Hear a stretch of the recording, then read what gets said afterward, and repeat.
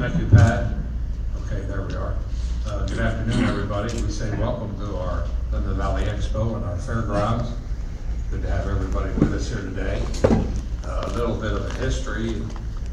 Going back, I can't go back to the beginning, of course, but as you come in our lobby out here, there is a picture out there of an original picture of the Lebanon Fairgrounds, and that's back in the early 1900s.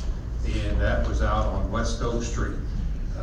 For you folks who are familiar with Lebanon, the Lutheran Church out in that area, directly across, they built some homes in there now, and that was where the Lebanon Fairgrounds was. And it progressed over the years, but into the 40s, then it sort of disbanded in that.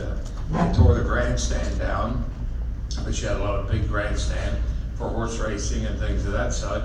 But a lot of that building went up into New York in order to build a warehouse up in New York City. So that was back in about 1949.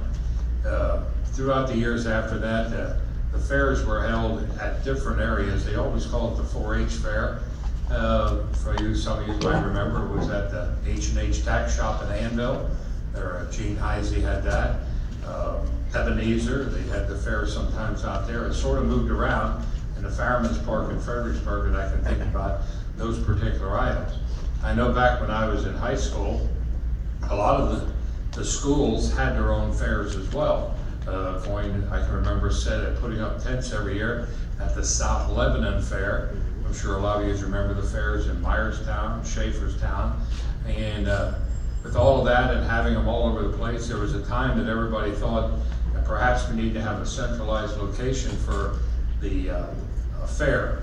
So back in 1969, this land that we have here had come available. This was a Bamberger farm, which the original barn in that has just gotten taken down, which was across the street.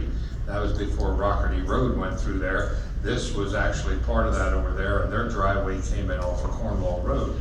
But there were 50 people that went and signed a note in order to buy this property, and it was about 50 people, and it was about $130,000 to buy the land, and which is about 60 acres, and included with that was the start of what we call our West Hall, our building on that end, which was the first building that was here permanently.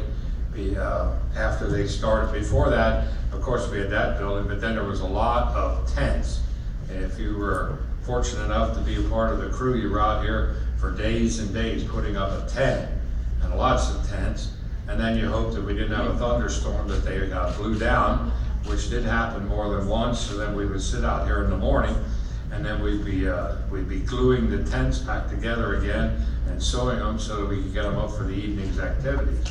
But as things progressed, and we were always emphasizing youth and doing things for our youth, of course we could come up with some more permanent buildings slowly and surely. That all came about, of course, with the generosity of a lot of our Lebanon County folks, and we had some good friends in Harrisburg, and that we were able to continue the building process.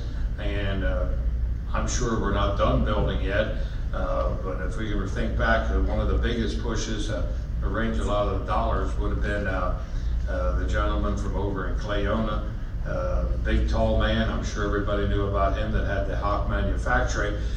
He came on board and he said, I'm going to gather you enough money that we're going to be able to build this part right here in that big north hall that we have out here.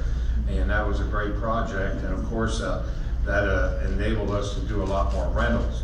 But again, with that note, we were able to pay all of that off and continue on our journey of spending money, building buildings, and making it better for the 4-H, and we also want to say the FFA.